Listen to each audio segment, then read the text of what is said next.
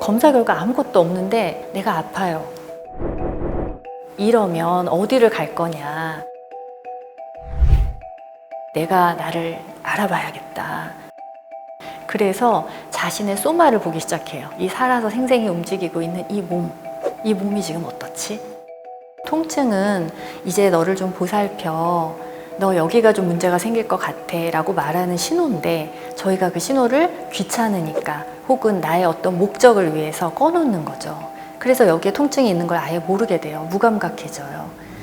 잘못된 습관, 과거의 습관을 멈추기만 하면 되는 게 아니라 새로운 좋은 걸 해야 되잖아요. 감각을 하나하나 깨우면서 언어를 찾아서, 그러니까 몸을 있는 그대로 본다. 내가 그냥 있는 그대로 경험한다. 지금 생생하게 경험하고 있는다. 이건 자신에 대한 재발견이거든요.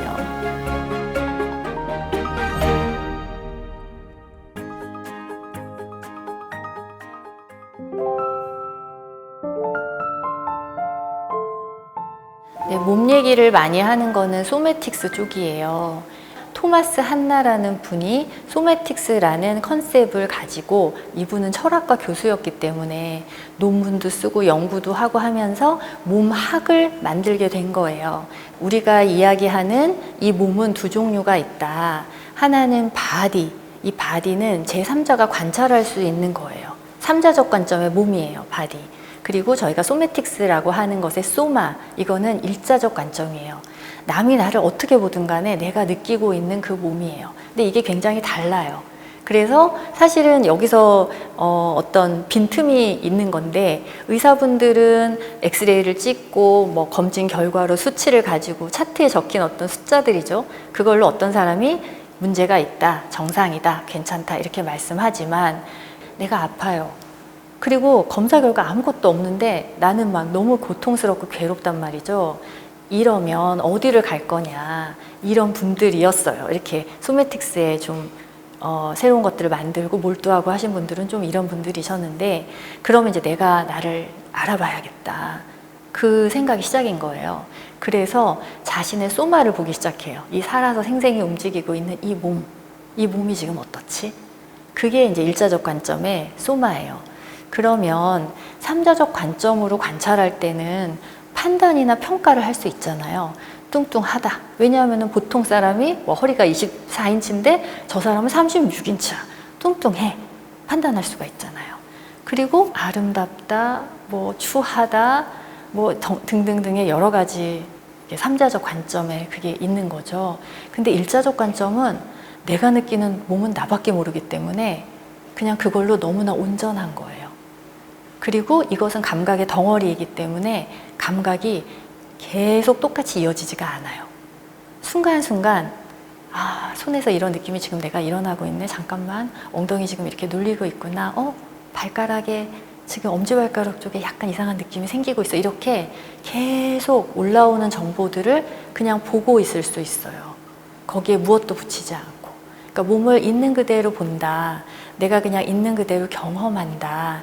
이 얘기가 소마를 실제적으로 생생하게 살아서 시체가 아닌 이 살아있는 몸을 순간순간 경험한다는 거는 그런 건 거예요.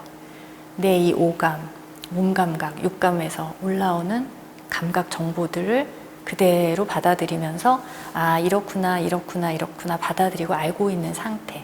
거기에는 추하거나 아름답고가 없죠.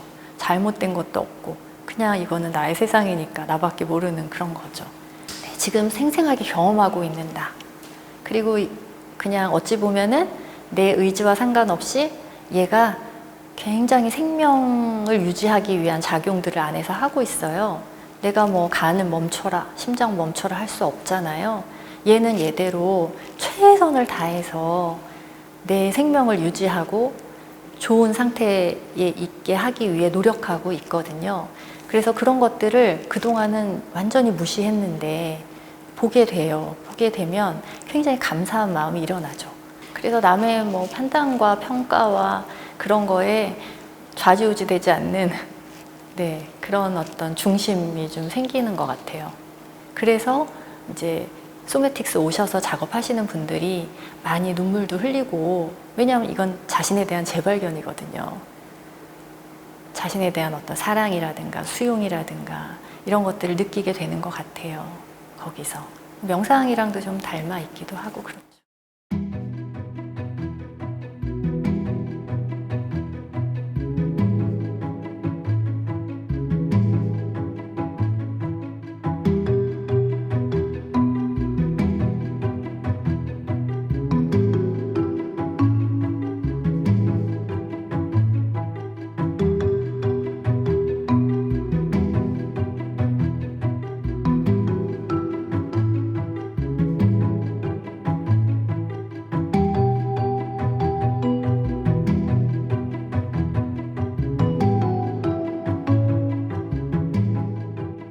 네. 저희가 잘못된 사용을 하잖아요. 그러면은 그게 버릇이라는 거예요. 습관. 잘못된 습관. 걔는 너무 강력해서 멈춰야 되는데 그게 이니비션, 자제라는 거고요. 그 멈춘 자리에 그러면 과거의 습관을 멈추기만 하면 되는 게 아니라 새로운 좋은 걸 해야 되잖아요. 그래서 그 새로운 좋은 것을 할 수 있도록 하는 지시어가 디렉션이에요.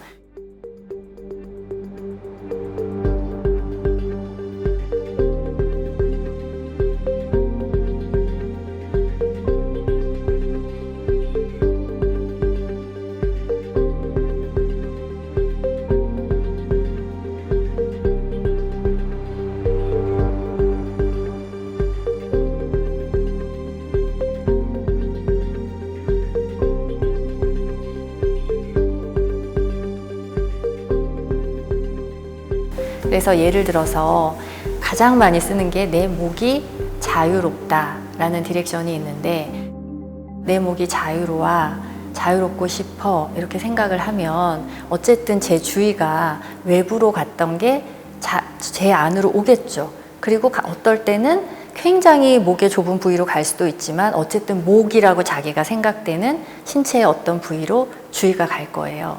그리고 그 다음에 목이 자유롭다라는 것은 내가 자유롭게 하기 위해서 이렇게 움직이라는 얘기가 아니라 그냥 자유로워라고 생각을 하는 거예요.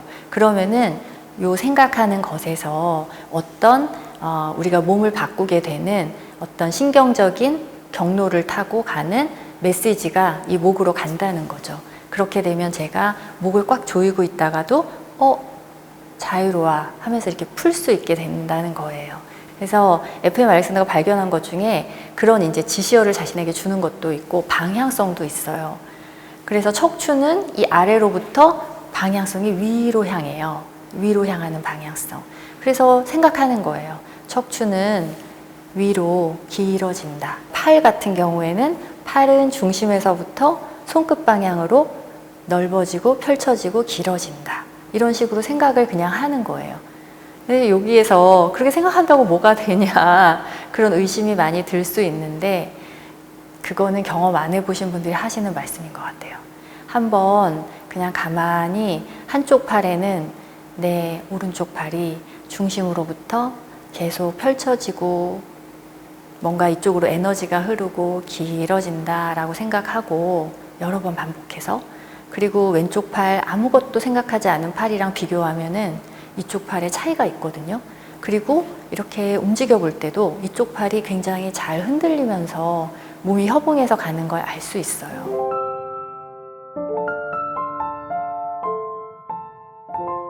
사람들이 감각을 꺼놓거든요. 왜냐하면 내가 지금 할 일을 감각이 방해를 많이 해요. 예를 들어 목이 뻐근하다거나 하면 내가 3시간 이상 앉아서 컴퓨터를 해야 되는데 이게 굉장히 나를 방해하잖아요. 그래서 나중에는 아예 그 신호를 꺼놔요. 이제 소방 그런 것 때문에 계속 알람이 울리면 이 건물은 너무 자꾸 오작동을 하나 봐. 그리고 완전히 꺼놓듯이, 그런 불이 났을 때 그게 울리지 않는 것처럼 몸도 마찬가지예요. 통증은 이제 너를 좀 보살펴. 너 여기가 좀 문제가 생길 것 같아 라고 말하는 신호인데, 저희가 그 신호를 귀찮으니까 혹은 나의 어떤 목적을 위해서 꺼놓는 거죠. 그래서 여기에 통증이 있는 걸 아예 모르게 돼요. 무감각해져요. 그리고 여기를 잃어버리게 돼요. 그래서 제가 젊은 분들 수업 가서 수업을 해보면 걸으세요. 발바닥을 느껴보세요. 그러면은 저한테 물어보시는 분이 있어요, 가끔. 발바닥을 느낀다는 게 도대체 뭔가요? 제가 어떤 대답을 해야 되는 건가요? 이렇게 물어보시는 분들이 있어요. 그러면 지금 발바닥에 어떤 감각이 있는지 모르시겠어요? 그러면 네, 모르겠는데요. 정말로 진심으로 그렇게 얘기하시는 분들이 계세요. 그러면은 좋아요. 발바닥을 손으로 이렇게 두들겨 봅시다. 이렇게 강한 자극을 또 주고 그러면 어떠세요? 두들기니까 여기가 뭔가 두들겨서 나는 어떤 뭉근한 통증 같은 게 느껴져요. 그런 게 감각이에요. 그럼 그게 사라진 후에는 이제 주먹질을 안 했을 때는 또 지금은 어떠세요? 이러면서 이제 감각을 하나하나 깨우면서 언어를 찾아서 가는 작업들이 필요하거든요. 그래서 이제 그런 작업들을 계속 하게 되는 거예요.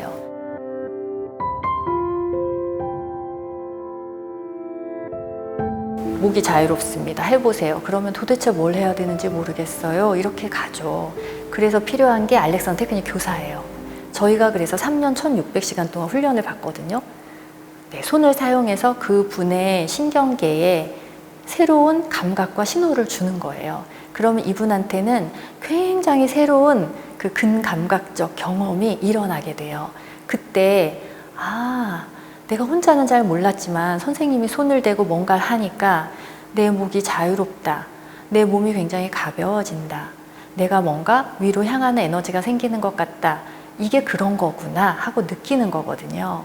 그래서 그 경험과 그 말의 의미가 탁 붙는 순간 이제 혼자 가서도 내 목이 자유로워 라고 말하면 이분이 그때의 경험을 불러오면서 그 새로운 감각으로 이렇게 이용해서 갈 수 있는 거예요.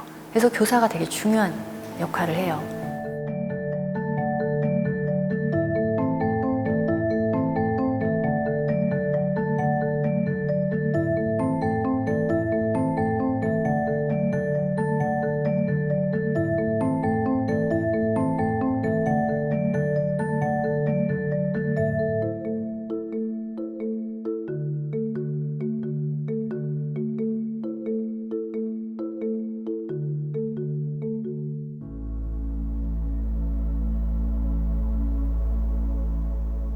네, 저희가 누워있을 때는 몸의 무게를 다 그대로 바닥에 내려놓을 수 있는데요. 다리나 팔의 무게를 내려놓지 못하고 이렇게 약간 긴장해서 당기고 있는 경우가 많이 있습니다. 그래서 저희가 핸즈온을 통해서 이 부위의 감각을 살려주고 그리고 이완까지 도와드립니다. 저희가 3개의 관절이 있는데요. 고관절, 무릎, 그리고 발목에 3개의 관절이 있습니다. 무릎 같은 경우에는 윗다리와 아랫다리가 만나는 곳이고 이 안에는 2개가 만나기 위해서 관절이라는 공간이 있어요. 힘이 들어가면 이게 수축되면서 이렇게 2개의 관절 부위가 공간이 없어지고 2뼈가 붙게 됩니다. 여기가 이완돼서 공간이 생길수록 우리는 몸에 좀 더 많은 공간을 가질 수 있죠. 그리고 불필요한 긴장이 없고요. 그래서 무릎이 있다면 무릎에 이렇게 손을 대고 그러면 이분에게는 굉장히 잘 인지가 되겠죠. 이 부위가. 자, 무릎에도 공간이 생깁니다. 무릎에 힘이 빠지면서 무릎 사이에 공간이 생깁니다. 이렇게 말씀드리면 저도 어떤 신호를 이분에게 드리는 거고요. 누우신 분 또한 자기가 그렇게 생각함으로써 메시지를 몸에다가 보낼 수가 있게 됩니다. 그리고 발목도 마찬가지입니다. 발목에도 핸즈온 하게 되면 다리와 발이 만나는 발목에도 공간이 생깁니다. 그리고 풀어집니다. 혹은 꽉 조였던 것이 풀어지면서 열립니다.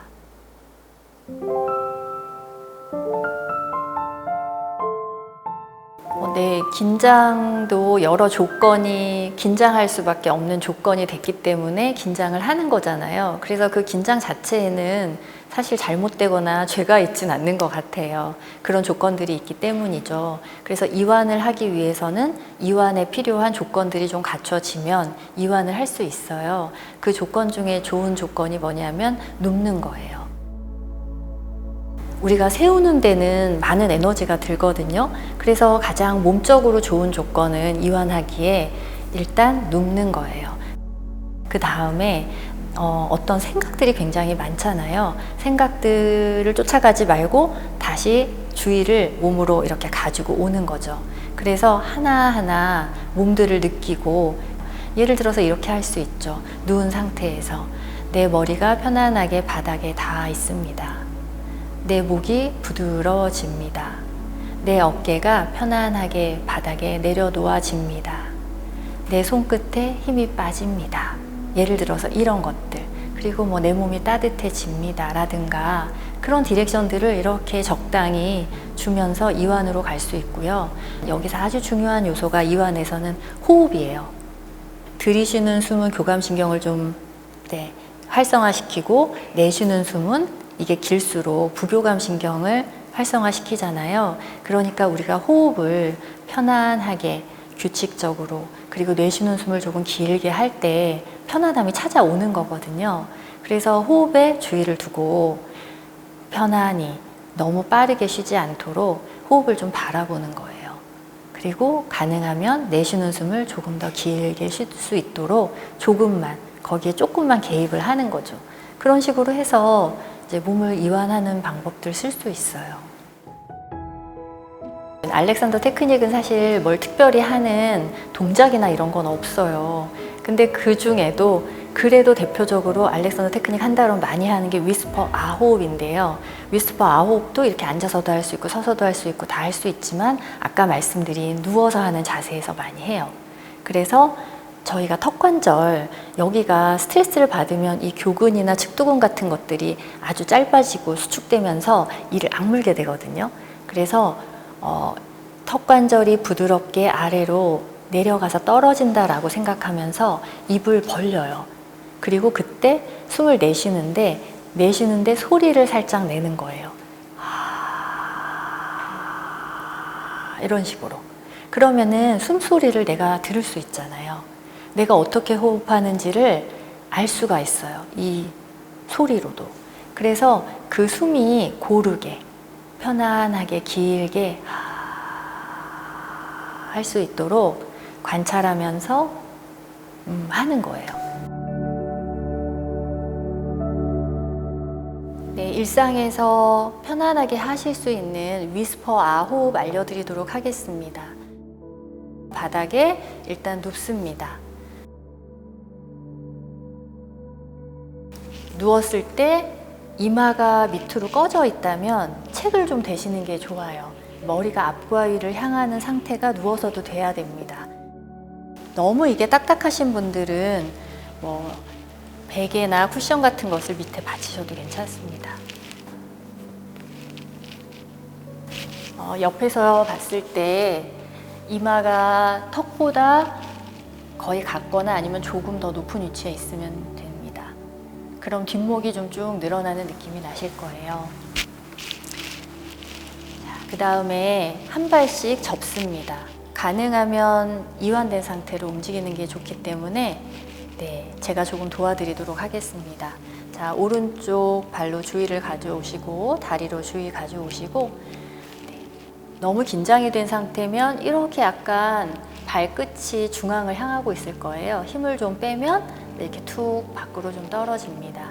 그래서 발이 이렇게 밖으로 살짝 회전된 상태에서 무릎을 구부립니다. 그때 발이 매트에 쓸리죠. 이걸 그대로 느낍니다. 그리고 나서 충분히 접힌 상태에서 이렇게 무릎을 세워줍니다. 그렇게 하면 가장 최소한의 힘으로 무릎을 세울 수 있습니다. 그리고 자신이 생각하기에 발의 위치를 한번 보시고 편안한 위치, 거기에다가 발을 놓습니다. 자, 힘을 빼서 발끝이 밖으로 돌아가고 접히고, 그 다음에 무릎이 세워집니다. 좋습니다. 자, 여기서 그 다음에 중요한 것은 척추를 길게 놓고 아무것도 하지 않는 것이에요. 그러자면 골반의 위치가 살짝 조정이 돼야 됩니다. 골반을 살짝 들어서 최대한 발 쪽으로 그러니까 머리로부터 길어지는 쪽으로 골반을 다시 한번 들었다가 놓습니다. 팔도 최소한의 힘으로 해야 되니까 그냥 가볍게 들어서 툭 떨어뜨려 놓으시고 마지막으로 팔꿈치를 한번 들었다가 좀 바깥 방향으로 한 번 더 옮겨 놓습니다. 네, 이렇게 하면 몸 전체가 충분한 공간을 가지고 펼쳐진 상태가 됩니다. 위스퍼와 호흡할 때는 들이쉬는 숨보다 내쉬는 숨이 더 중요한데요. 우선 숨을 깊게 내쉬겠습니다. 코로 깊게 내쉬고 그 후에 숨이 들어오는 그대로 코로 들이쉰 후에 다음번 내쉴 때는 턱 관절에 힘을 빼고 턱이 부드럽게 아래로 떨어진다는 느낌으로 하고 벌리시면 됩니다. 그러면서 입으로 소리를 냅니다. 들이쉬고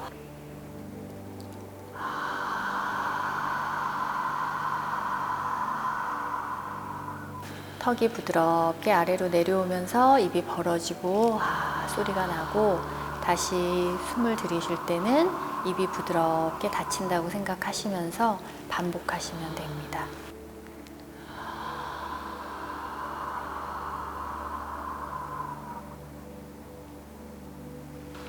하루에 10분 이상, 권하기는 15분에서 20분 정도 이 세미 수파인 자세를 하면 척추가 아주 많이 회복이 되고요. 허리 통증도 많이 줄 거예요. 그리고 앉아서 명상하기 힘드신 분들, 허리가 아프거나 다리가 저리거나 그런 분들에게도 누워서 하는 명상이라서 도움이 되실 거예요.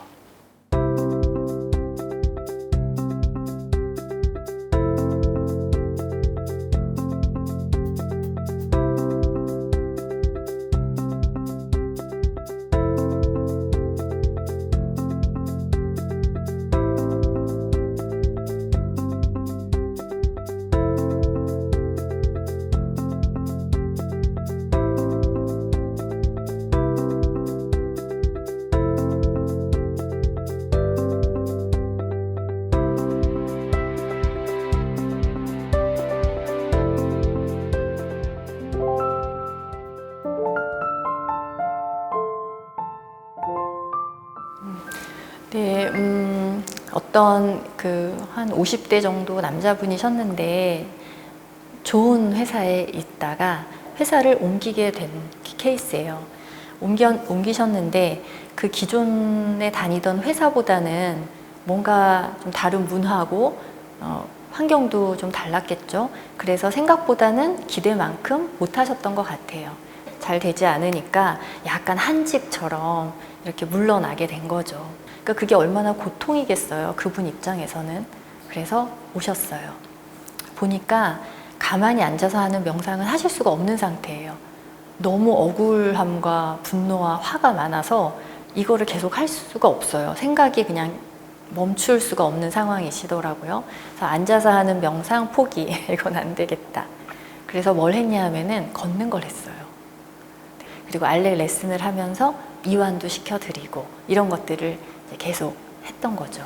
그래서 처음에는 집 근처를 이렇게 정말 마음을 딱 몸에다가 붙여서 걸으시는 걸 하시다가 조금 좋아지시니까 이제 막 무슨 둘레길 이런 데를 막 다니시더라고요. 그러면서 많이 좋아지셨어요. 앉아서 하는 명상 사람들이 많이 권하잖아요. 명상 클래스 가서 명상 해보시라고.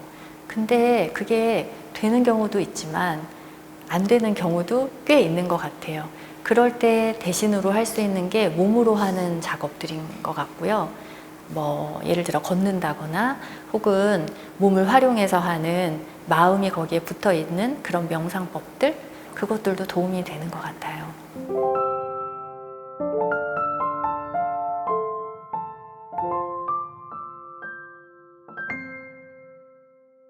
바마움은 바른 마음을 위한 움직임의 준말이에요. 시작은 사실 최정호 교수님께서 요즘에 그 심리 상담 혹은 정신의학과 쪽에서 제3동향이라고 하는 그 인지행동 치료의 새로운 물결이 있는데 그게 이제 수용 전념 치료라고 저는 알고 있어요. 그렇게 거기에서는 이제 명상을 좀 도입해서 마음 챙김이 가미된 어떤 환자들에게 줄 수 있는 치료들을 하시고 계신데, 이제 최정호 교수님이 실제로 환자 만나서 해보니 가만히 앉아서 하는 명상은 너무 힘들어하는 거예요. 과거에 일어났던 괴로웠던 생각 같은 것들을 가지고 와서 계속 반출을 하고 있으니까 오히려 명상을 하면 생각이 사라지는 게 아니라 괴로운 생각들이 몰려들어서 더 힘든 상태가 되는 거예요. 그래서 이거 외에 다른 방법이 없을까?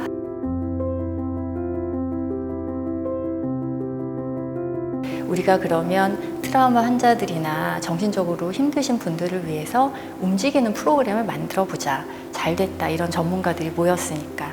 그래서 바마움이라는 어떤 법인을 만들게 됐어요. 그때부터 저희가 정신과 환자들이나 또 일반인인데도 마음에 힘듦이 있으신 분들을 대상으로 여러 가지 활동들을 펼치게 됐어요.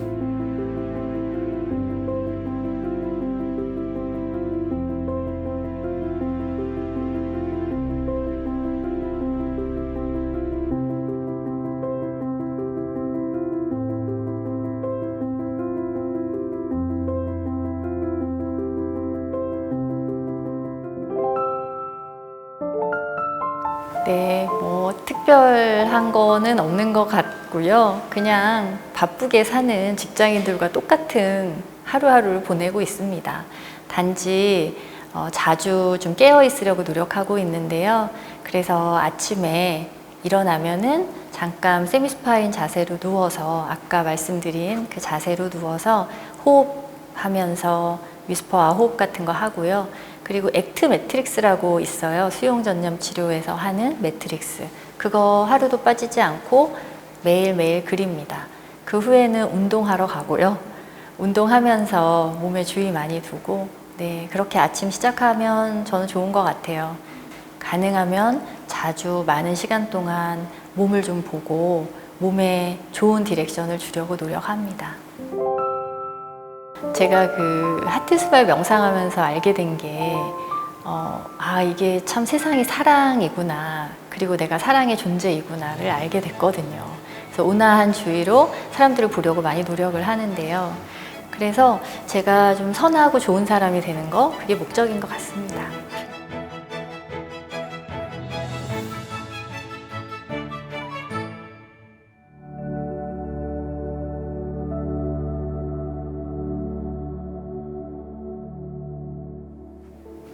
등을 대고 바닥에 눕습니다. 불편한 곳은 없는지 살펴봅니다. 불편한 곳이 있다면 살짝 몸을 움직여서 편안하게 해줍니다.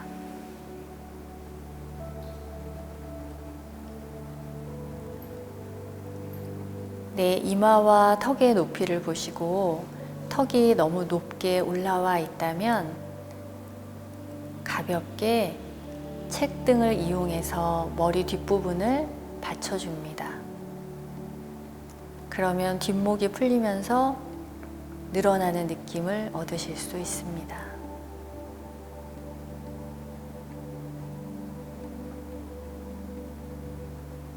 자, 이제 자신의 주의를 오른쪽 다리로 가져옵니다.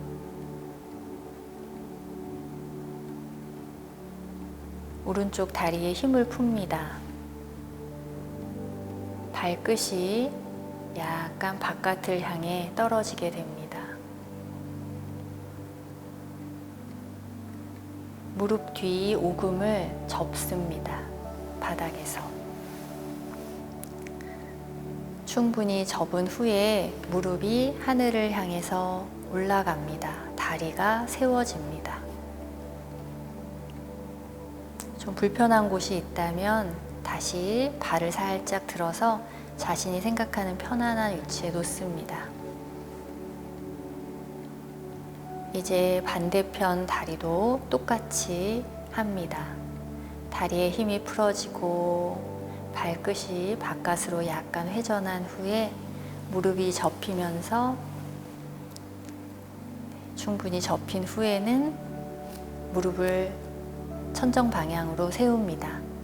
그리고 다시 편안하게 발의 위치를 조정합니다. 이제 몸통에 최대한의 공간을 만들기 위해서 골반을 살짝 들어서 머리로부터 멀리 골반을 내려놓습니다. 그러면 허리 뒤편의 아치가 줄어들고 척추가 길어진 느낌을 받게 됩니다. 다음으로 주의를 오른쪽 팔로 가져옵니다. 손이 팔을 리드해서 팔꿈치가 접히고, 그리고 들린 아래쪽 팔이 가볍게 골반 위쪽으로 손이 떨어집니다. 그리고 팔꿈치를 살짝 들어서 바깥에 내려놓습니다. 다시 반대쪽 팔에 주의를 기울입니다.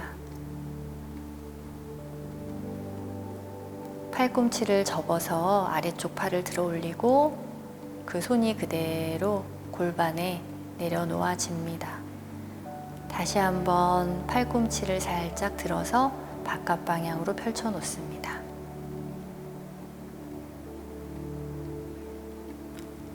다시 몸이 불편한 곳이 없는지 보고 이제 호흡으로 주의를 가져갑니다. 내쉬고 있는 중인지 들이쉬고 있는지 살펴봅니다.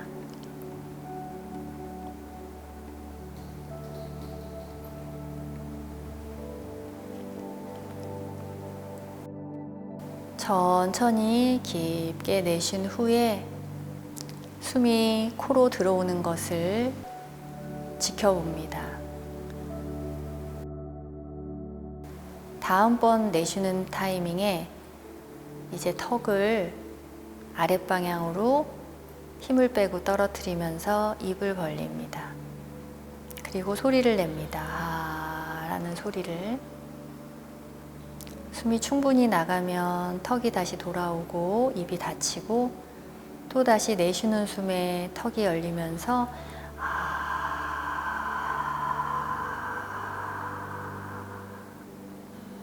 충분히 내쉬면 숨이 충분히 들어오게 됩니다. 너무 많은 숨을 들이마시려고 노력하지 말고 내쉬는 숨을 충분히 내쉽니다.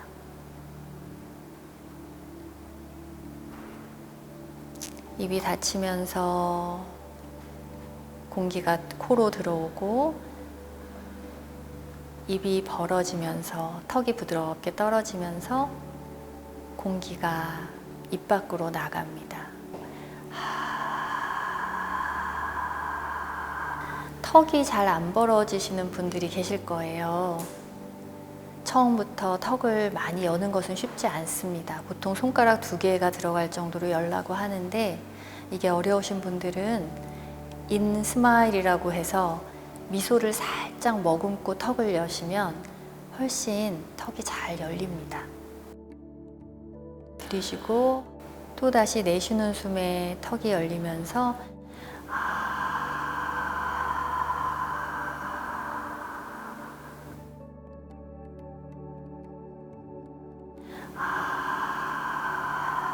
내 목이 자유롭다.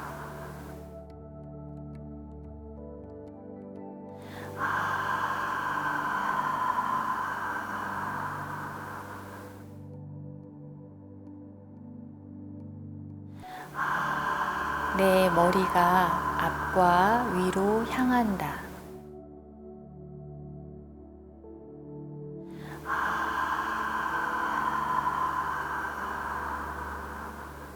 들이쉬고 내쉬는 숨에 턱이 열리면서 내 등이 길어지고 넓어진다.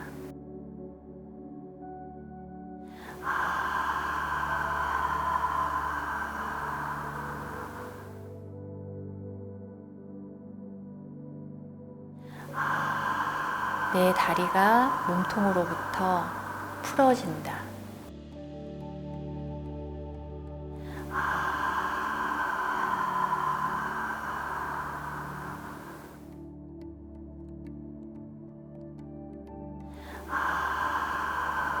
내 어깨가 중심으로부터 넓어진다.